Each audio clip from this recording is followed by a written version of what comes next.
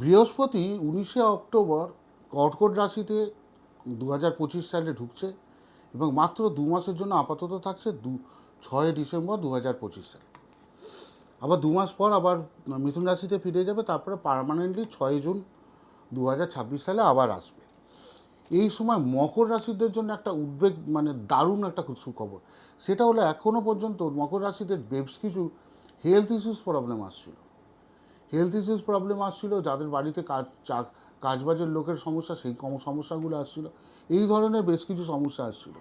এখান থেকে কাটিয়ে গিয়ে মকর রাশিদের মধ্যে একটা সাংসারিক সুখ শান্তি এবং হাজব্যান্ড ওয়াইফের মধ্যে একটা রিলেশনশিপ ভালো, এবং ব্যবসায়িক দিক থেকে একটা ভালো সুসংবাদ আপনাদের আসতে চলেছে এই 2 মাসের মধ্যে। এবং গ্যারেন্টি দেখে নেবেন আপনারা ব্যবসায়ের জায়গায় কী করবেন, একটা হলুদ কাপড় নেবেন, হলুদ কাপড়ের মধ্যে ওর মধ্যে কিছুটা ধান, জব, তিল আর নিয়ে কিছুটা হলুদ নিয়ে বৃহস্পতিবার করে করে সেটাকে কী করবেন, আপনার ক্যাশ বাক্সে কিংবা কাজের জায়গায় যেখানে রয়েছেন, যেখানে চাকরি করেন কিংবা ব্যাগ আছে, সেই ব্যাগের মধ্যে শুধু এইটুকু নিয়ে ঘুরে বেড়ান, আর কিছু করতে হবে না।